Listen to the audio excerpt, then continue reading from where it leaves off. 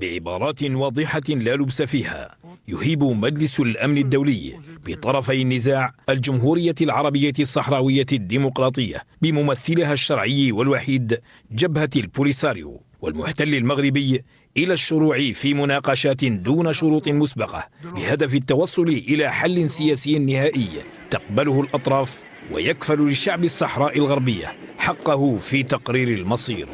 نص قرار مجلس الأمن الأممي الذي أكد في مختلف فقراته وجوب موافقة طرفي النزاع وعلى حق تقرير المصير نسف ما سعى المخزن إلى الترويج له على أنه انتصار لطرحه الاستعماري عبر ما يسمى الحكم الذاتي، وأكد أنه لا مناص من العودة إلى الشعب الصحراوي وممثليه الشرعي والوحيد جبهة البوليساريو.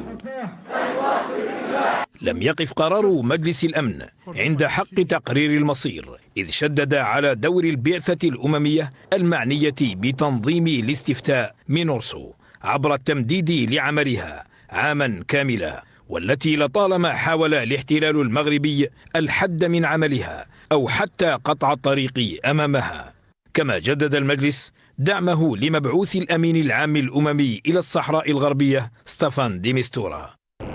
وفي ظل حراك دبلوماسي دولي تبرز عدالة القضية الصحراوية وحضورها ممثلة بمسؤوليها في الفعاليات الدولية عبر مختلف القارات، آخرها قمة الاتحاد الإفريقي ونظيره الأوروبي التي جدد فيها رئيس الجمهورية العربية الصحراوية الديمقراطية إبراهيم غالي للأمين العام الأممي أنطونيو غوتيريش من لواندا تجاوب الطرف الصحراوي مع الجهود الأممية من أجل تمكين الشعب الصحراوي من ممارسة حقه الثابت في تقرير المصير.